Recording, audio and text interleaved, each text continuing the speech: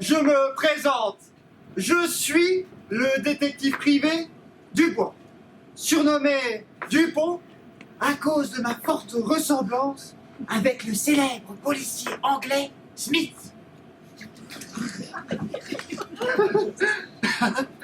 Voici ma carte. Dubois, Dupont, c'est écrit là. Homme de confiance et de méfiance. Trouve la clé des énigmes et des coffres forts. Brouille les ménages ou les raccommodes. À la demande. Prix modéré. Les raisons de ma présence ici sont mystérieuses. Pour ne pas dire mystérieuses. Mais je n'en dis pas plus. Vous les connaîtrez tout à l'heure. Je me tais. Motus.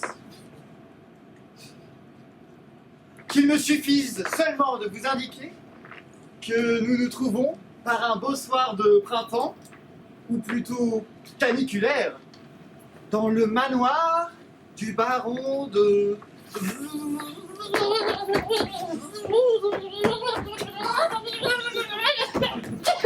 Z. Comme Z. Comme zèbre. Comme Zéphyr. Cela pourrait vous mettre sur la voie. Je n'en dis pas plus. Comme vous pouvez l'entendre, le baron et sa charmante épouse donnent ce soir un bal somptueux. La fête bat son plein. Il y a foule au manoir. Mais, vous avez entendu? C'est prodigieux. Le bruit du bal s'arrête net quand je parle. Quand je me tais, il reprend. Vous voyez? Vous entendez? Quand je me tais, ça recommence. Quand je recommence, c'est là c'était. Oh, c'est merveilleux. Bon, assez causé. Un peu de sérieux. Je suis ici pour accomplir une mission périlleuse. Il y a quelqu'un là, ou là, qui sait qui je suis. Tous les autres ignorent mon identité. J'ai tellement d'identités différentes. C'est-à-dire que l'on me prend pour ce que je ne suis pas.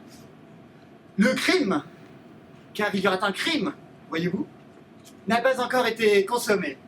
Et pourtant, chose étrange, moi, le détective, me voici déjà sur les lieux mêmes où il doit être perpétré. Pourquoi? Je serai plus tard.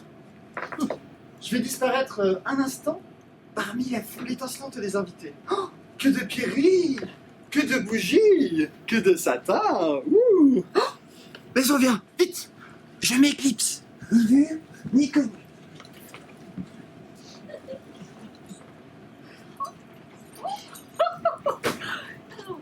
Je suis la ravissante baronne de la femme la plus enviée et la plus courtisée des environs. Admirez ma robe.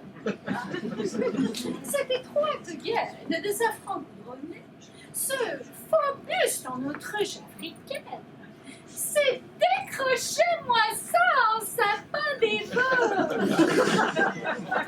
Et ces passages en lanoline crénelée. Et mes bijoux fameux dans toute la région. Mon collier de morille flambée. Ma grosse couturière au petit doigt. Mon sautoir de coryza Louis XVI. Et ces pizzicatis sur ma pamprenelle. Ne sont-ils pas les plus beaux du monde?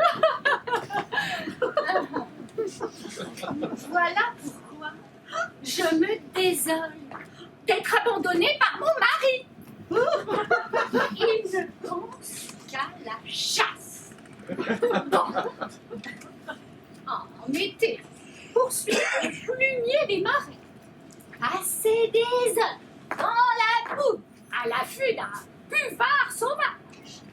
En automne, forcer la cheviote à la course. Quels sont ses passe-temps préférés? Oh! Cependant, loin de mes amis de pension, moi qui n'aime ni le jeu, ni la lecture, ni la musique, je m'ennuie et je languis dans ce grand manoir auton. Oh! Je m'ennuyais lorsque le baron eut l'idée imprévue d'organiser ici même un bal. Oh, oh, oh. Un bal, lui, le chasseur. J'en étais toute éberluée et ravie. Car il faut bien se rendre en évidence. C'est le plus beau soir de ma vie. La fête a son plein et il y a fou dans ma noire. Oh, mais vite, retournons dans la grande salle et nous occuper de nos invités. Oh Dieu, que je m'amuse!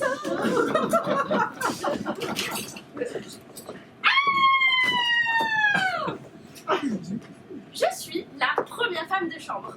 Le baron me faisait un peu la cour. Il aimait la couleur de mes cheveux. Mais pourquoi parler de tout ça? La baronne s'est trouvée malade. Vite, t'essaies d'un médecin? Ah! Ah! Ah! Quel deuil pour nous tous! Se peut-il qu'une pareille chose soit arrivée? Un soir de bal! Et moi qui aimais tant, monsieur!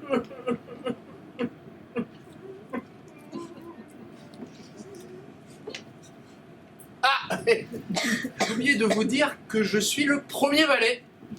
Le premier! Une place d'honneur! C'est moi, Julie, la deuxième femme de chambre. Je surveille aussi la cuisine. Pauvre monsieur, il aimait bien tâter ma poitrine comme ça dans les coins. Tout ça, moi je vous dis, c'est la faute de madame. Madame aimait pas à la chasse. Madame aimait pas manger les caniveaux et sa perlotte que monsieur est tué avec son fusil. Alors, vous la tapez sur la tête à cet homme.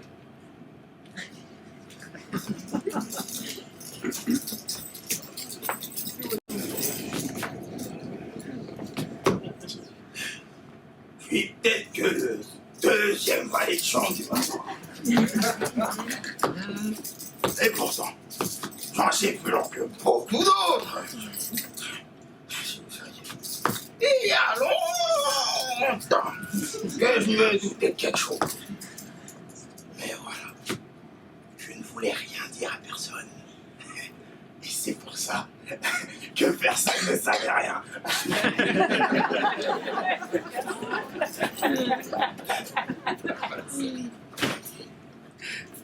Je suis la dame fatale de ce château. On m'appelle Mississippi. Je l'aime, je l'adore, avec ses armoires et son blouson de descendant de la croisée. Faisons semblant de porter secours à la baronne. Mais bientôt, je serai dans le locomotive. En attendant, allons chercher la sel et la vinaigre. Wouhou! La trame se noue et le mystère s'épaissit. Grâce à la diabolique machination, le baron a été informé en plein bal de la mort subite de son époux. S.A. S.A. La foule des invités qui encombre encore les salles du manoir se le demande avec angoisse. Écoutez. Crime? Suicide? Mais non, voyons. C'est impossible! Il s'est suicidé. Parfait. Crime sûrement. Cherchons l'assassin. Parfait, parfait. Voilà l'affaire en bonne voie. Hein? Mais on vient. Vite. Disparaissons dans les méandres poussiéreux de ce château dont nous connaissons les issues les plus secrètes. J'ai répandu la sel et la vinaigre dans le sein de la chambrière pour en chatoyer les naseaux de la baronne. Et j'ai pris l'indicatif du chemin de vapeur. Puisque le mort, il est exactement réussi, je peux partir contente. Mon chéri ne fera pas longtemps le pied de mouton sur le quai de la station. Voilà le galopin du cheval qui l'emporte. Vive le castor à Oklahoma.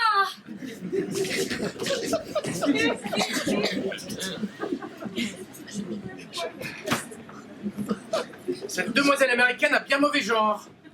Hélas, monsieur avait un faible pour elle. Elle venait toujours se frotter à lui. Quelle horreur! Et moi, il me fallait brosser la poudre de riz qu'elle laissait sur les habits de monsieur. Dommage. Si, gentil monsieur.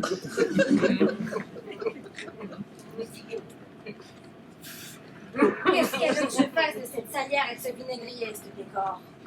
Ça veut faire du zèle. Sa petite gueule ne me revient pas.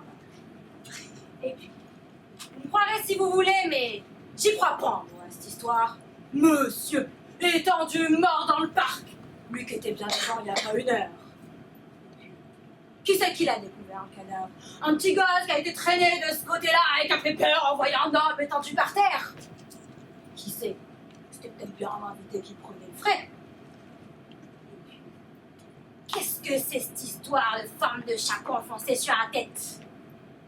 Est-ce qu'on s'y prend comme ça pour tuer le monde? Ou pour se suicider soi-même?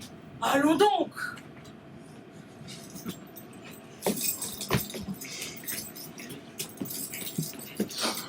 Bon. Je comprends rien. Quand il n'y a rien. Regarde. Mais quand il y a quelque chose. Voilà, je comprends. Seulement, vous pensiez peut-être que j'allais vous dire ce que je sais, hein? N'est-ce pas? Bon. Eh bien, non. Je ne vous dirai rien. Rien de rien. Non. Rien. De rien. Qu'est-ce que j'ai rêvé? Pendant que je partais chercher le médecin, j'ai cru voir dans le corridor mal éclairé passer la silhouette de monsieur le baron. Ou en tout cas, de quelqu'un qui me ressemblait étrangement. Un homme en habit qui se glissait le long des murs et qui a semblé disparaître dans la tapisserie. Aïe! Tout cela est à vous rendre fou! Quelle nuit, Seigneur! Quelle nuit! Ah non, laissez-moi. Je vais mieux, je vais rester seule un moment et réfléchir à ces étranges circonstances. Mais quelle soirée! Mais quelle série de coups de théâtre! Mais comme un fragile bonheur a de s'effondrer sous la main cruelle du destin! À peine avais-je pris conscience de ma joie au milieu de la foule brillante des invités. À peine avais-je fait un ou deux tours de valse que la grosse nouvelle me terrassait par la main d'un enfant innocent. Ah, tant que je vivrai, je me souviendrai de ce soir de bal. Crime! Suicide! Crime! Suicide! Crime! Suicide! Mais comment comprendre tout cela? À 10 heures, un enfant prétend avoir aperçu le corps inanimé de mon époux gisant dans le parc. Son chapeau haute forme étrangement enfoncé sur sa tête jusqu'aux oreilles. À 10h05, lorsque la foule des invités accourt sur le lieu du prétendu crime. Le corps a disparu. Cependant, mon mari n'a toujours pas reparu au château. Mais qui donc aurait eu intérêt à l'assassiner? Lui si riche et si confiant. Et pourquoi diable se serait-il suicidé? Lui qui aimait tant chasser. Oh, et dois-je croire la parole d'un enfant qui a pris peur? Oh, ces énigmes me tuent. Ma pauvre tête me fait mal. Ah! Qui a crié? Ah! Oh là là! Un pendu! Mais c'est monsieur! Oui, c'est ce pauvre monsieur!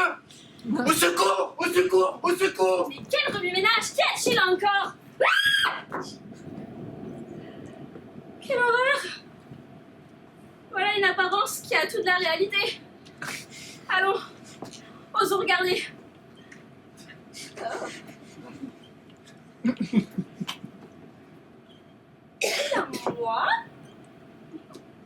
Eh bien moi, je dis que ce n'est pas Monsieur le Baron. C'est quelqu'un qui voulait se donner l'air de Monsieur le Baron, mais qui n'est pas Monsieur le Baron.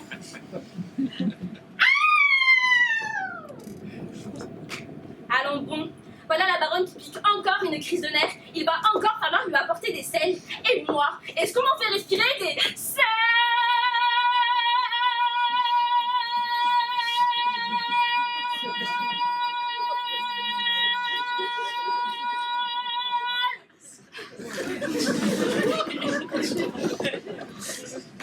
Bien le bonjour et gratitude, monsieur le fait-tout.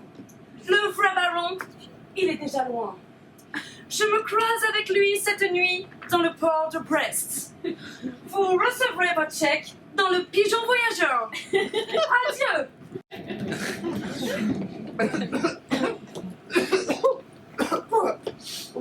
On peut imaginer qu'une quantité de poussière s'accumule dans un placard de vieux château. Surtout lorsqu'elle communique avec un escalier qui n'a pas été ouvert depuis le temps des croisades. Ça m'apprendra avec les fantômes, vraiment la pauvre. Tant pis, ou tant mieux.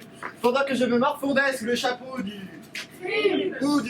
Suicide. le baron a gagné le large. Bientôt rejoint par sa bien-aimée, l'intrigante américaine. Crime ou suicide, peu importe. De toute façon, on ne saura jamais. La mort de ce pauvre baron restera ancrée dans la mémoire de tout le monde. Certains même, auront bel et bien vu le cadavre mystérieusement transporté par une nuit sinistre de grand vent dans un placard de vieux château. Que faut-il de plus quand on est un gentilhomme amoureux et ivre de liberté et pourrait chasser de castors à poil long de l'Oklahoma? Voyez-vous, telle est la machination qu'avait imaginé le baron pour fuir à tout jamais avec Mississippi, en emportant ses lingots d'or dans sa valise et en laissant une veuve inconsolable. Et maintenant, à notre tour, fuyons! Nous avons gagné la partie. Pourvu que mon chèque me parvienne. J'ai peu confiance dans les pigeons voyageurs. Ça, je vous le dis. Naturellement, le placard est vide. Voilà un cadavre qui a de bonnes jambes. Que la baronne est donc nigote d'avoir cru tout cela. Tout cela n'était qu'une ridicule comédie.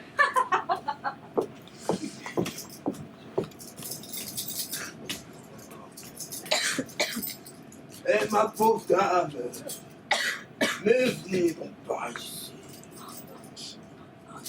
N'ayez pas peur. Vous verrez qu'il n'y a pas plus de parents ni de cadavres que sur ma main.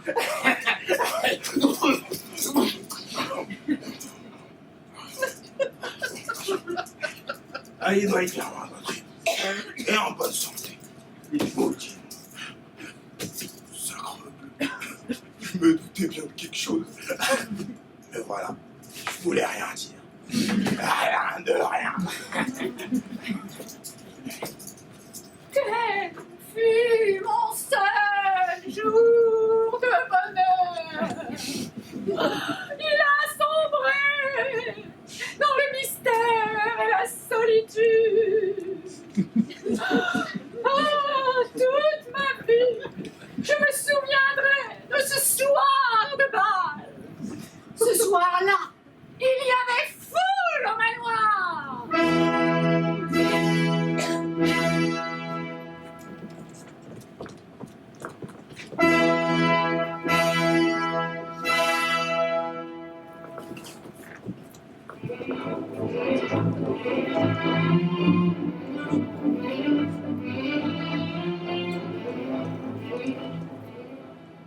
L'auteur de la petite comédie que voici est supposé être un enfant, un petit garçon de 8 ou 9 ans, futé et inventif.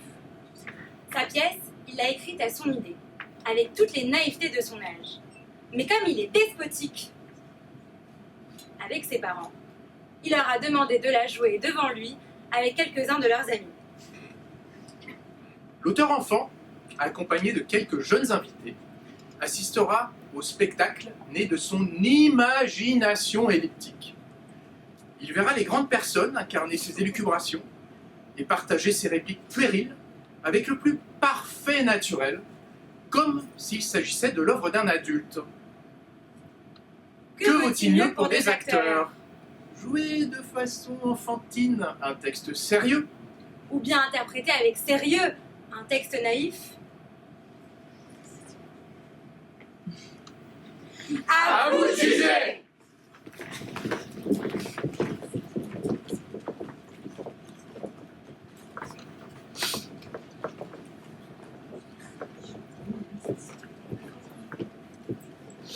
Où vas-tu? Au bureau? C'est déjà allé hier. Non, hier je n'ai pas eu le temps. J'étais occupé à être malade. Et comment te sens-tu aujourd'hui? Comme tu voudras. Je veux que tu sois malade. Bien entendu, je serai malade ce soir. Et maintenant, il faut que je sorte. Prends garde rue barrée, hein. Elles ne sont pas bien barrées. Il suffit de faire le tour. Tu n'emportes pas ton chien. Je l'ai dans ma poche. Et les enfants? Ils sont au garage pour la réparation. Allons, au revoir. Je suis en retard. Tiens, prends cet autre nom. Parfait. Elle est en avance. Je l'emporte. Adieu. À ce soir. À ce soir.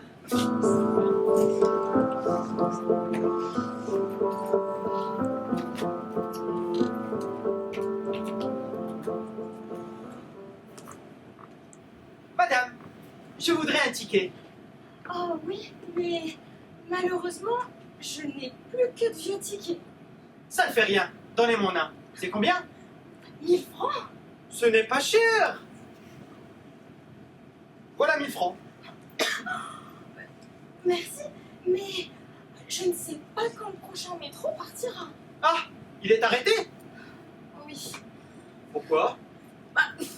À cause de la pluie. Mais il faut pourtant un beau soleil. Mais ça ne fait rien. C'est le soleil des jours de pluie. Ah, je comprends. Alors je vais attendre. On va faire la conversation. C'est ça. Qu'est-ce que vous pensez de parler cuisine? Oui, oui, oui. J'ai tout le temps faim. Oh, mais moi aussi. Mais qu'est-ce que vous pensez de la crème au vinaigre? Oh, très bon, très bon. Je mange à chaque repas. Avec de la queue de rat. Aujourd'hui, jour sans métro.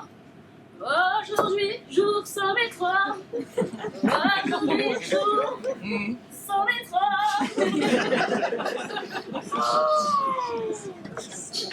J'ai oublié. Ah bah aujourd'hui, il n'y a pas de métro aujourd'hui. Oh, c'est ennuyeux. Comment est-ce que je vais faire pour aller à mon bureau? Eh bien, prenez le métro semblant. Il passe souvent? Toutes les 5 minutes. Tenez, en voilà. Bon, je le prends. Alors, à ce soir? Ah, c'est ça. Mais quelle est votre adresse? Je n'en ai pas. Ça ne fait rien. Venez quand même. Entendu alors. À ce soir. À ce soir.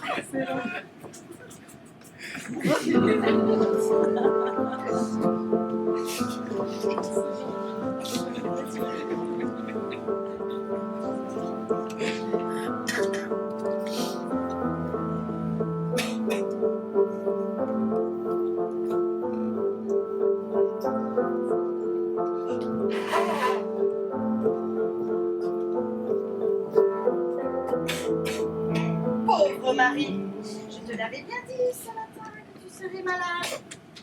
Tiens, prends ce remède. Oh, il est très bon ton remède. C'est toi qui l'as fait? Oui. Avec du vin, un peu de beurre, de la salade cuite et sable, la tout. C'est tout à fait ce qu'il me fallait. Bon. Maintenant, dors. Je m'en vais 5 minutes.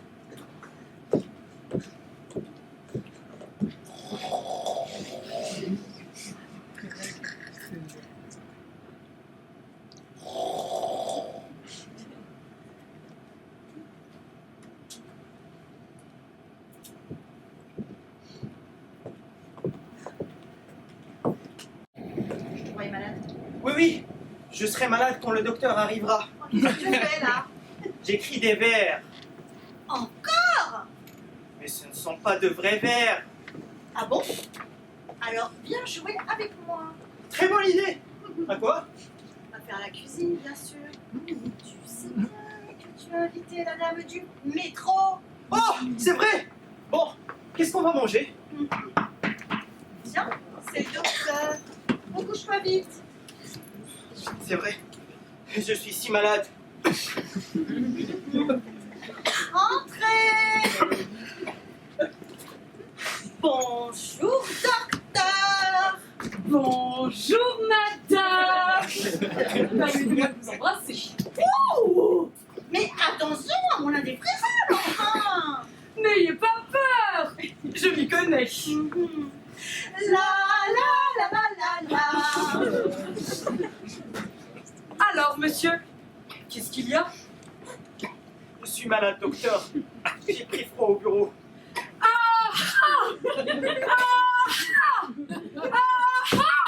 C'est très dangereux. Le bureau. Vous êtes inquiète? Ah oui, docteur. Il a de la fièvre depuis tout à l'heure. Faites voir votre main. Tiens, elle est bien sale. Vous vous lavez souvent? Pas souvent, docteur. Il n'y a plus de savon. C'est juste, c'est juste.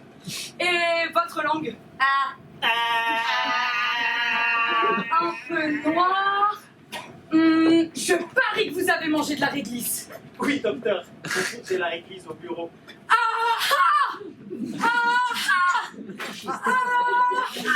Décidément, c'est très dangereux, ce bureau. Et comment vont vos pieds? Ils vont bien, merci. Tiens, ils sont aussi sales que vos mains.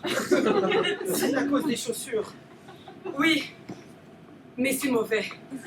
Ça doit être la rougeole. Vous souffrez d'un symptôme.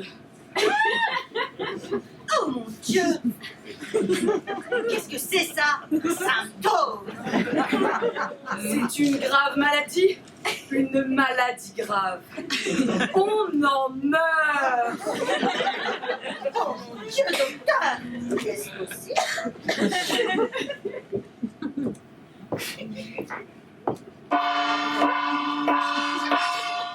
Tiens, mais qui peut bien sonner à cette heure-ci? Entrez! Quand même! Bonjour tout le monde! J'espère que je ne vous dérange pas. du tout. C'est la dame du métro qui vient de dîner avec nous. Et je vous en prie, asseyez-vous. Le docteur achève mon mari. Et je suis à vous dans un instant. Mais ne vous pressez pas. J'attendrai. Merci, docteur. Je vous dois combien? 100 000 francs. Eh bien, les voici. Merci. Et au revoir. Je reviens dans 1 heure. Voir si ça va mieux. Ouais, je vous raccompagne, docteur. On y va.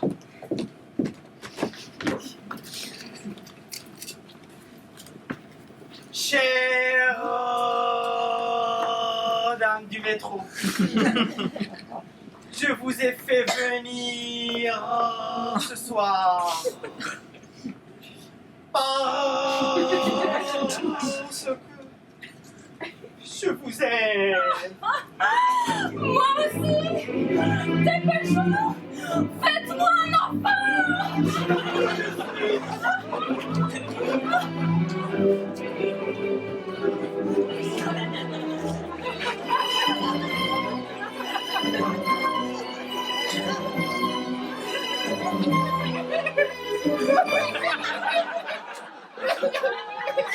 C'est un garçon.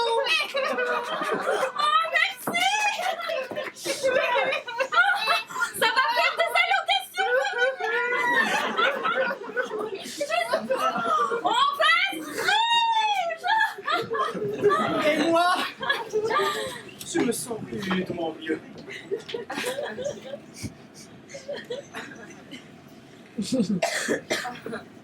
Tu n'es plus malade? Elle n'est plus malade. Non, il n'est plus malade pour le moment. Et Et pourquoi? c'est bien embêtant. Et pourquoi? Pourquoi? Ouais, pourquoi? Pourquoi? Parce que je suis la mort. Et il va falloir que je revienne. Vous êtes la mort? Vous ne le disiez pas? Je le prends tout de suite. Mais je vais partir. Mais je reviendrai. Et nous verrons.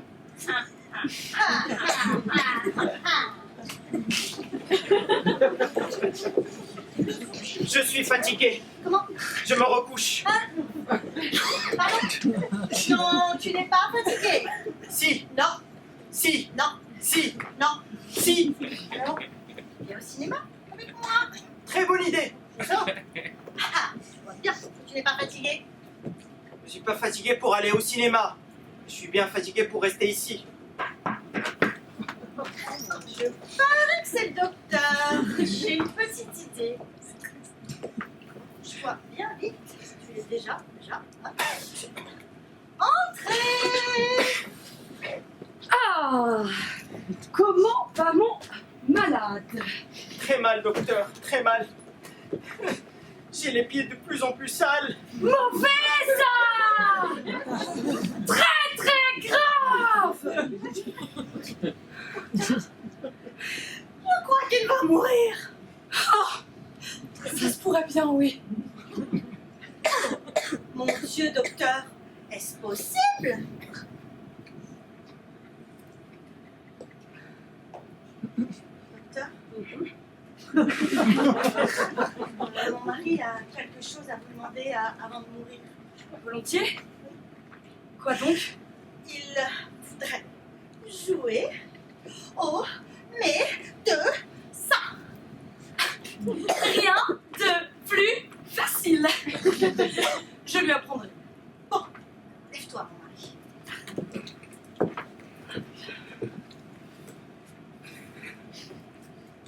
Je vais faire l'opération.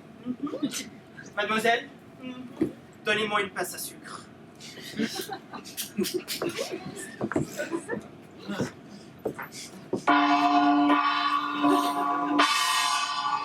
Tiens, c'est la dame du métro.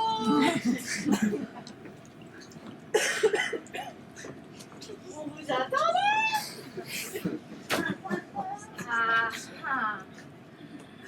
Ah, je savais bien qu'il n'en avait plus pour très longtemps.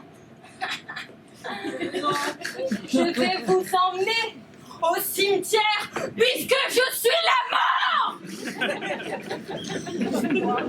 vous en prie, ce de tendu, la Marie. Oh là là là là là là là.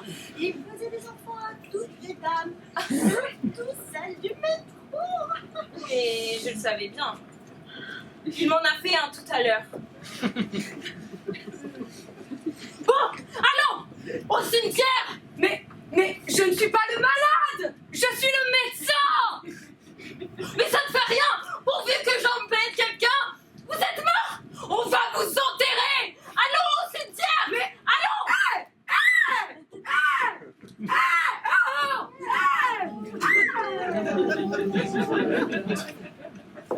Tant pis pour le docteur, bon débarras. Et toi qui voulais que je sois médecin, tu vois comme c'est dangereux. Comment? Tu es sauvé grâce à moi? Et c'est comme ça que tu me remercies? À nous deux, mon petit bonhomme. Tu vas descendre la boîte à ordures, tu vas faire la vaisselle, tu vas préparer le dîner, je mangerai le poulet, et toi, oui, toi, lui, tu seras privé de dessert. Non, madame.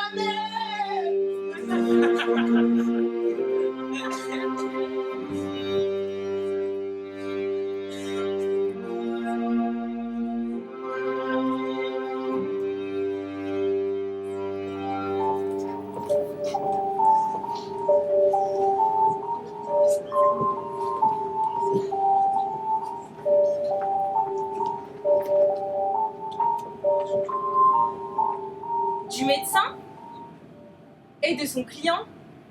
Qui est le plus malade? Là est une vieille question. Et une vieille plaisanterie. Surtout en matière de psychologie et de psychiatrie. On peut imaginer tout ce que l'on veut. Par exemple, que le psychiatre est devenu un peu fou à force de fréquenter ses malades. Ou bien au contraire, que s'il a choisi cette branche de la médecine, c'est parce qu'il avait des problèmes avec son propre esprit et qu'il était plus curieux, plus impatient qu'un autre de connaître les causes des maladies mentales. Peu importe cette farce qui se joue sur ce rapport ou cette parenté secrète entre le docteur et son client qu'il voit cependant pour la première fois.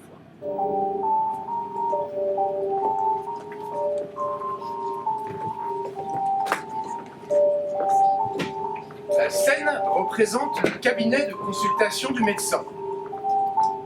Au lever de rideau, celle-ci, à sa table de travail, rédige et range nerveusement une fiche de maladie.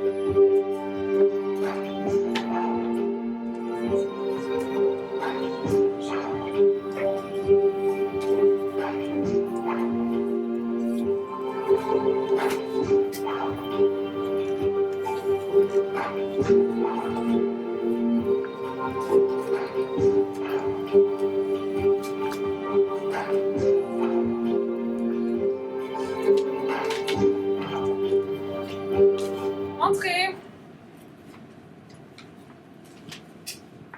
Bonjour, docteur. Ah, je vous attendais. Bonjour, madame. Bonjour. Asseyez-vous, je vous prie.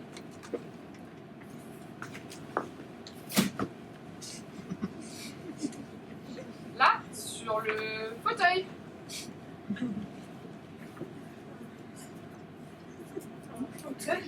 Vous dites? Un fauteuil? Oui. Mais qu'est-ce qu'un fauteuil?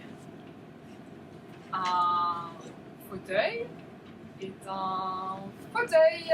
C'est pour jamais. Qu'est-ce qu'un fauteuil peut bien cacher?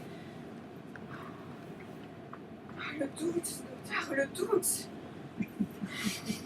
Un peu déprimé, je présume. Qu'est-ce qu'on a encore? Un ennemi, surmenage, décalcification. Enfin bon, nous allons voir tout ça. Veuillez vous défaire. Un instant, docteur, je voudrais d'abord vous poser quelques questions. Des questions? À moi? Mais vous inversez les rôles là, madame. Mais pas du tout, pas du tout, mais pas du tout, du tout, du tout. Mais le médecin, bon, eh bien, mes questions vous renseigneront sur mes problèmes, c'est logique. Et puis, voyons, docteur, sincèrement, entre nous, qu'est-ce que la maladie? Ouf. Là, il me faudrait bien toute une vie pour répondre à une telle question. Toute une vie, toute une vie. Laquelle? La mienne, peut-être? Hein? Écoutez, madame, cessons ce jeu ridicule et parlons sérieusement, s'il vous plaît. Ah, mais je ne suis honte de vous sérieuse. Voyez-vous, docteur, si vous pouvez me dire, ni ce que c'est qu'un fauteuil, ni ce que c'est que la maladie, ni par conséquent la santé, je vous demande d'abord qu'est-ce que la vérité? Et notez que je ne serai pas la première à poser cette question, pas la première! La première, certes, non! Écoutez, madame, êtes-vous, oui ou non, venue vous, en tant que malade, me consulter moi en tant que médecin? Justement, docteur, justement, si vous ne pouvez me donner aucun éclaircissement ni sur ce que c'est que la maladie, ni la santé, ni la vérité, ni par conséquent, l'erreur, mais que puis-je attendre, moi, le malade, de vous, le médecin? Écoutez, madame, je vous l'ai déjà dit, tout ceci est absurde. S'il vous plaît, veuillez vous déshabiller, qu'on avance. Me déshabiller, moi, devant vous? Mais pourquoi faire? Oui, pourquoi faire, puisque vous ne pouvez même pas répondre à des questions essentielles, primordiales, capitales.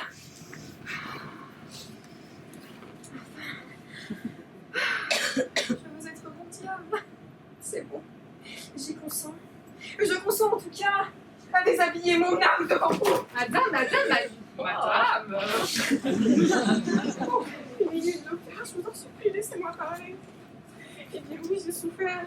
Eh bien oui, je souffre. Et c'est bien parce que je souffre que je viens vous demander du secours. Voyez-vous, je souffre avant toute chose de l'instabilité de mes rapports avec l'univers. Avec l'univers? Vous dites? Avec l'univers? Tiens, mais c'est très intéressant ça, hein, très intéressant. Oui, docteur, l'univers et moi, ça ne va pas très bien. Pas très bien du tout? Ou pas trop bien? Je dirais pas trop. Parfait. Et est-ce que cet inconvénient vous arrive souvent? C'est souvent, oui. Quoi? Tous les jours? Non, tous les 2 jours environ. Vers quelle heure? Vous sauriez me le préciser? Plutôt le matin.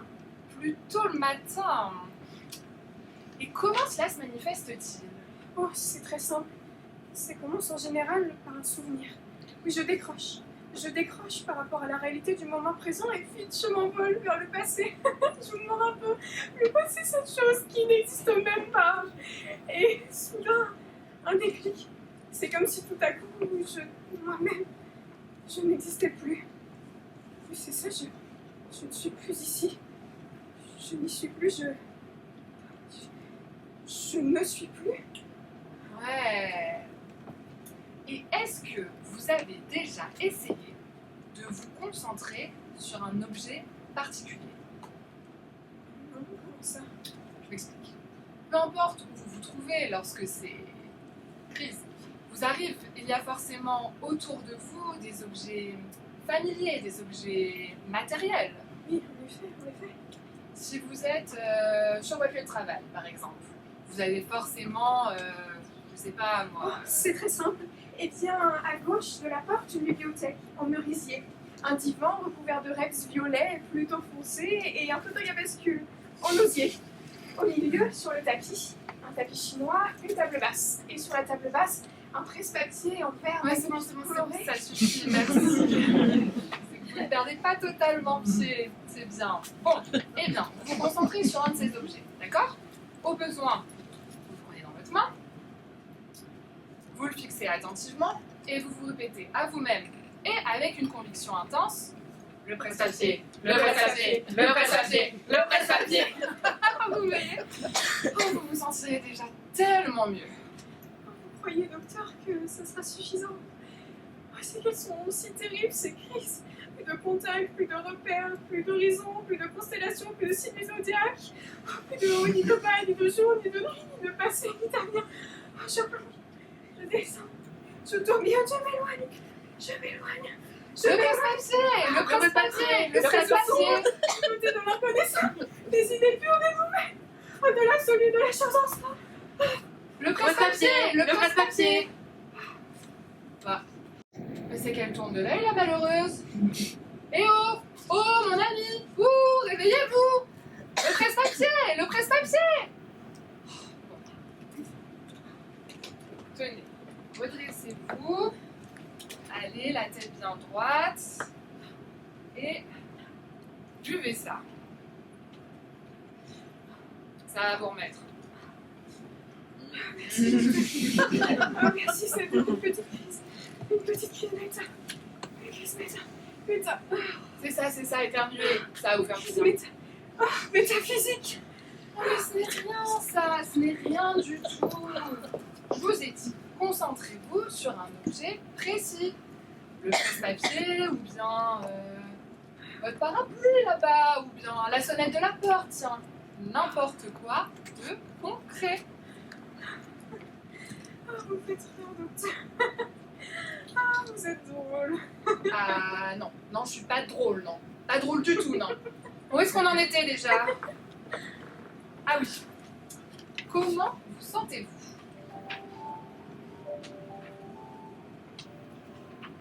Mieux, docteur, vraiment mieux. Bien. Ah non, moi j'ai dit mieux. Moi j'ai dit bien. Alors vous c'est bien, et moi c'est mieux. J'attends, passons, voulez-vous? Bon. Êtes-vous en état de répondre à mes questions maintenant? Venger, docteur. Me venger, moi? Non.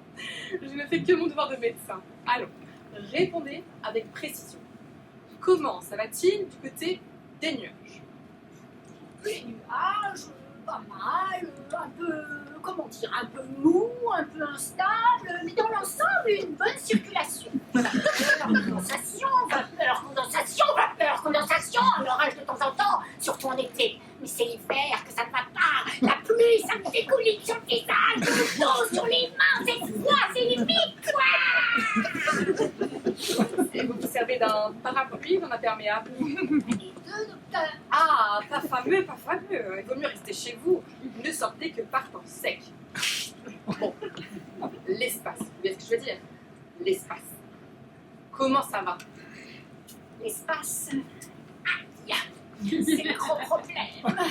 Tantôt trop large, tantôt trop long, tantôt trop étroit. Évidemment, c'est toujours ainsi. L'espace est relatif, comme le temps d'ailleurs. C'est bien là ce qui m'inquiète. Oh non, ne vous inquiétez surtout pas. Cela se soigne, tout cela se soigne. C'est gentil, à vous de vouloir me rassurer. Merci, docteur. Lorsque vous sortez de chez vous le matin, qu'éprouvez-vous? Eh bien, voici. Il y a comme une grande bousculade de gens, d'autos, de petits chiens. Ça va, ça vient, ça me rend comme Noël, ça me sort par l'autre, ça me colle dessus, ça m'assourdit, ça m'éblouit, c'est intolérable. Curieux, hein? Cela dure longtemps? Tant que je suis dans la rue. Et à l'intérieur? À l'intérieur de quoi? Il faut bien rentrer après être sorti. Ah oui, je rentre, bien sûr, je rentre au bureau. Alors, c'est un peu la même chose, mais en plus assourdi. Peut-être que ce n'en est que plus lancinant. J'entends comme des voix qui m'interpellent, comme des sonneries stridentes. J'aurais tourbillonné des feuilles de papier zébrées d'un signe noir. Je crie de la plume, je craque du fauteuil et je tremble de la mort. et cela dure longtemps? Matin et soir. Ah, et entre-temps? Entre-temps, il y a les repas. Ah, et à la fin de la semaine? À la fin de la semaine, il y a le week-end. Enfin, le week-end à la campagne. Et la campagne, comment va-t-elle? La campagne, pas mal, merci. Des arbres, des prairies, des vaches. Des vaches, des arbres, des prairies. De temps en temps, un cours d'eau, des autos, un train, l'école est à côté de l'église, l'église a un clocher en ardoise, mon oncle a un jardin potager dans le jardin de mon oncle. Il y a un cerisier, mon grand-père avait des rentes. La nuit est silencieuse, le clair de lune, lui. Évidemment, c'est toujours ainsi. Moi, parfaitement, je suis comme vous. Les chiens aboient, les grenouilles coissent, l'herbe pousse, la terre est humide.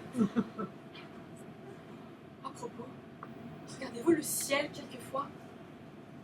Le quoi? Bah, le ciel, là-haut, dessus. Le bleu, bleu, bleu, bleu, bleu, bleu. Ah, je voulais dire... le ciel. C'est ça même, le grand machin où il y a des petits trucs qui brillent. Regardez-vous le ciel, quelquefois. Oui, bien sûr, je le regarde quand je lève les yeux, la tête, ou les deux à la fois, bien sûr, je le regarde. Mais ça me fait peur. Mais pourquoi donc vous faites-il peur? Voyez-vous, lorsque j'étais petit enfant, je me disais, au-dessus du ciel, il y a du ciel. Et encore du ciel, et toujours du ciel. Comment est-ce possible? Où est-ce que ça s'arrête? Encore, toujours? Attention, attention, ne recommençons pas. Oh. Tenez, prenez un coupe-papier. Vous aviez dit un presse-papier? Un presse-papier, non, mais je n'en ai pas, alors je vous tends un coupe-papier. C'est la même chose. Un coupe-papier, un presse-papier, un coupe-papier, un presse-papier. Allons, tenez, prenez-le et serrez-le bien fort. Ok, et que dois-je en faire? Tenez-le bien, serrez-le là, bien fort dans votre main. Et observez attentivement. Voilà, j'observe. Bon, que voyez-vous? Un coup de papier! Un coupe-papier comment? Un coup de papier en bois. En bois de bois. Ah mais comment voulez-vous que je le sache? Vous me faites rire. C'est tout ce que je voulais vous faire rire. Vous êtes sauvés. Sauvez, moi? Vraiment? Oui, vous. Oui, vous êtes sauvés, puisque je vous le dis. Vous devez me croire, je suis votre médecin. Vous n'êtes que mon malade. Un malade qui n'est plus malade, puisque vous êtes sauvés. Grâce à moi. Vous comprenez? Grâce à moi. Très bien, je crois, docteur. Ne Ne fâche pas du tout. Seulement voilà, vous êtes sauvés, mais moi, je suis perdu, vous comprenez? Je suis perdu. Mais pourquoi seriez-vous perdu, docteur? Pourquoi je suis perdu? Parce que je vois des malades depuis ce matin. Ça ne vous dit rien? Si les singes voient des mandibules, ça ne vous dit rien non plus? Non. Vous prenez le train comme des chèvres, vous coupez des tranches de saucisson dans les colonnes du Parthénon, vous mouchez dans les Zambèzes, vous piétinez les Caraïbes, et quand je parle de vaches, vous répondez cache-cache. Voilà, je supporte vos rodomontades, vos partis pris, vos sifflements. Déshabille-toi, je cogne les vipères.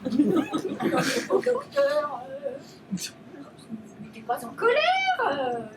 Tout va très bien, vous m'avez bien soigné, je suis guérie. Je vais me retirer. Qu'est-ce que je vous dois, docteur? Ce que vous me devez? Vous devez le respect, vous comprenez? Le respect, le respect, le respect, le respect. Au secours! Un médecin! Oh, il n'y a pas de médecin, il n'y a que les malades! Au secours! Au secours!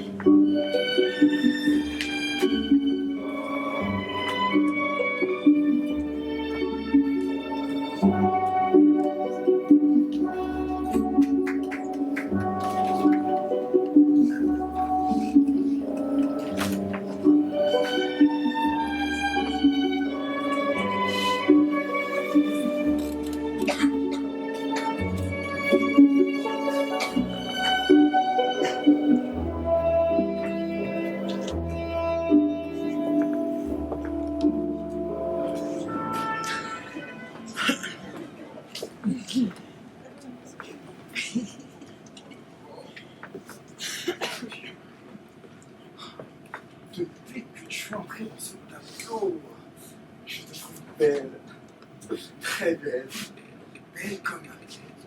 belle comme une pomme, belle comme une pomme de terre, belle comme une pomme de terre de feu, belle comme une pomme de terre de feu de bois. Depuis que je suis entrée dans ce tableau, je me sens bien. Je me sens dans mes épaisseurs, dans mes solides. Autour de moi, tout est plein, tout est cuit à point. Je me sens vraiment une bonne ménagère. D'aujourd'hui, midi plein jour. Je me caresse tes yeux d'un rondeur de bichis fondus. Ton anse. Ton bec arrondi. Piché du haut en bas fendu mon piché de terre. À point. De terre de feu. De terre de pomme. De terre mienne. De terre brûlée. De terre à bois. De terre à moi. Je sens que, peu à peu, c'est un bonheur. Et je m'efface dans ce qui me soutient, dans ce qui me porte, dans ce qui me comble, m'entoure et me remplit. Je ne me quitte pas cependant. Tu es présente. Objet présent, calme, assuré, bonifié, retrouvé. À plat dans tes bords, tu t'étales. Heureuse et brune. Parfois, quand je te regarde, coupé en deux et décalé, dans ton miroir porteur de fruits bruns, de damiers obliques, poisson noir sur une assiette, et deux moitiés de pommes coupées. Sans bruit, glisse comme les plans dans la géométrie, comme les saveurs dans la bouche, comme les planètes bien réglées sur leur axe. C'est pourquoi... C'est pourquoi tu sembles annoncer quelque chose. Tu es comme suspendu. Tu as raison. Tu as peut-être raison. Tu ne veux pas t'en aller, je suppose. On allait. Oui, et puis non. Qu'est-ce que ça veut dire? Regarde, moi, ici, je m'en vais pas. C'est vrai. Tu n'as pas à t'en aller. Tu dois rester dans ta magnificence, dans ta royale plénitude, dans ta rigueur, dans ta majesté. Grave, heureuse, présente, bâtie, équilibrée, apaisée, porteuse, souveraine. Mais moi, Mais toi, moi, je dois m'en aller. Dans un autre tableau. Il est là. Tu ne le vois pas. Ne te retourne pas. dois-je avoir peur? Non, non, pas du tout. Je ne dois pas avoir peur du tout. Et pourtant... Et pourtant, mais finis donc tes phrases. Et pourtant, je vais à l'aventure dans une aventure sans fin. Alors est-ce toi qui as peur? Non, non. Moi non plus, je n'ai pas peur. C'est toujours épatant de partir, de s'évader dans de grands espaces, en dehors des formes connues. Je vois. Tu pars dans un autre espace. Mais où irait-on si ce n'est dans un espace? Oui, un espace uni d'une seule couleur, qui comble le regard, mais une couleur comme un golfe, zébré d'éclairs, de taches éclaboussées éblouissantes, de points, et tout à coup un large bleu. Mais serais-tu déjà parti? Certainement. Je suis déjà parti. Je plane en plein vol, je vole à pleine vague, je suis dans un grand bleu qui me porte. Un grand bleu tout rouge, un grand bleu violet. C'est curieux. Je devrais être triste de te perdre. Mais ta voix est si claire ici que je reste calme et heureuse. J'arrache au vol des serpentins de feu, des oursins de couleur. Il ne me reste qu'un peu de poudre au doigt. Je m'enfonce dans une étendue légère, une étendue peuplée seulement par la lumière. Une sorte de ciel conçu par l'esprit, plus pur que l'air, sans écho, sans reflet, sans ombre. Un élément, absolu élément de mon œil navigateur, absolu élément de mon plaisir de voir, ponctué de taches d'or, de rouge éclaté, de signes pour moi seul, de noir, profond velours vivant, de points, moi-même en point. Je vole, je nage, je vais sans fin, sans peur, j'invente, ravi, ailé, libéré, dispo, dans le bleu, des points, des taches, des trajectoires, du bleu, des points, des taches, des trajectoires, bleu,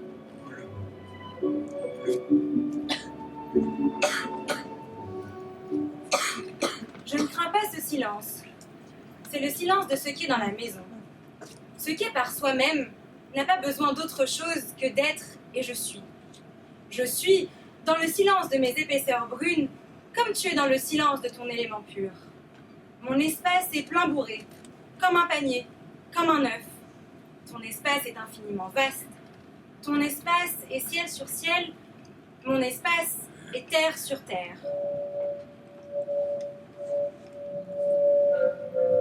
Entrez, je sais qui vous êtes. Sautez donc par-dessus la porte, par-dessus la maison. Ça n'est pas difficile pour vous.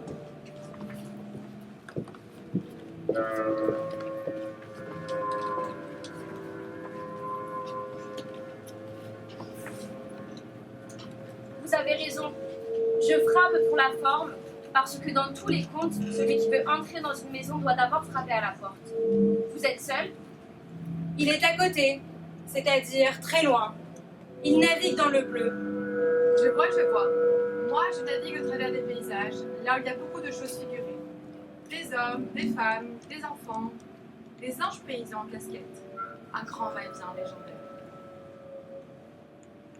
Puis-je entrer? Vous savez bien que vous ne le pouvez pas. Comment un avion pourrait-il entrer dans une pomme?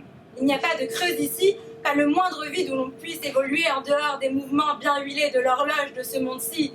Mais vous, dans un autre monde, vous dansez. Nous serons donc côte à côte, voulez-vous? C'est vrai, lorsque je m'avance, tout cède sans effort et tout est possible.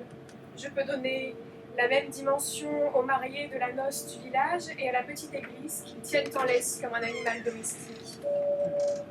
C'est amusant vos couleurs acides, vos dissonances vives et aiguës.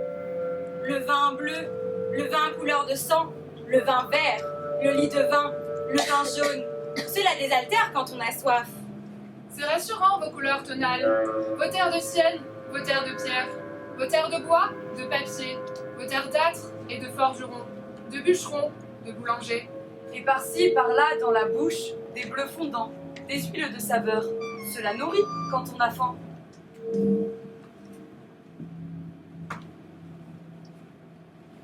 L'homme a toujours faim et soif de tout ce qu'il prolonge, fait au-delà, ou en profondeur, ou très en deçà. Dans tous les sens, il fait qu'il s'efforce, qu'il brise, qu'il éclate, qu'il soit en soi-même. Qu'il brise, qu'il éclate, qu'il soit en soi-même enfoncé. Qu'il soit en ville dans les choses ou au dehors dans les grands villages. En soi-même enfoncé, hors de soi déplacé, plus lui-même, ou infiniment moins. Par-delà, à travers, au fond ou en arrière, dessus, dessous, demain autrefois, aujourd'hui, jamais. 100 000 ans plus tôt, 100 000 ans plus tard, 100 000 ans maintenant. Vous, qui volez d'un autre vol que ma course de magicien fou.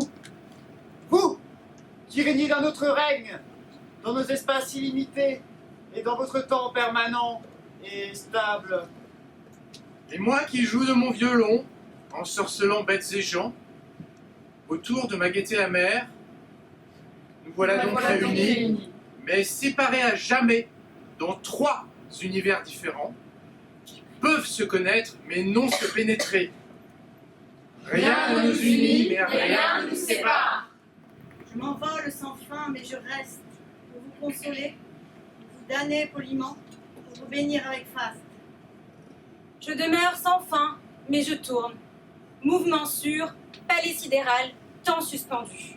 Je plane traversé de météores, je m'étends sans peur dans l'inconnu. Lu de pesanteur. Nul obstacle, Un monde comblé, Je m'envole. je plane. je tiens bon. L'impossible est vaincu. Je peux attendre pendant des siècles. La vie est un vin ivre qui fermente et bouillonne à travers toute la création. Les grands absolus dont nous sommes faits, le temps, l'étendue, tout est aboli. Tout ce qui vit devient objet. Tout l'incertain devient solide et se concentre en son être. Tout va vers le ciel. Tout va vers le rien. Tout demeure.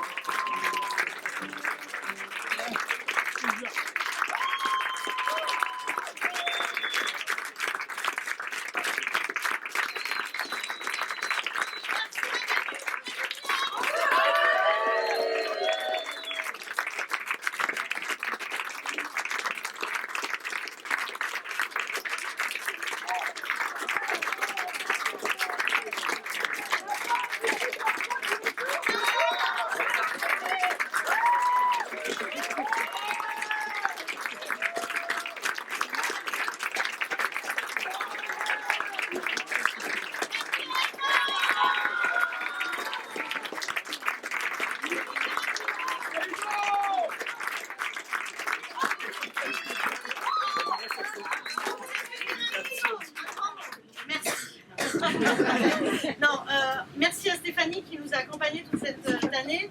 On était les premières années, les Première année débutants. de théâtre. Voilà, les bébés. Bravo. Grâce à vous tous, vous êtes nombreux ce soir, on va passer en deuxième année.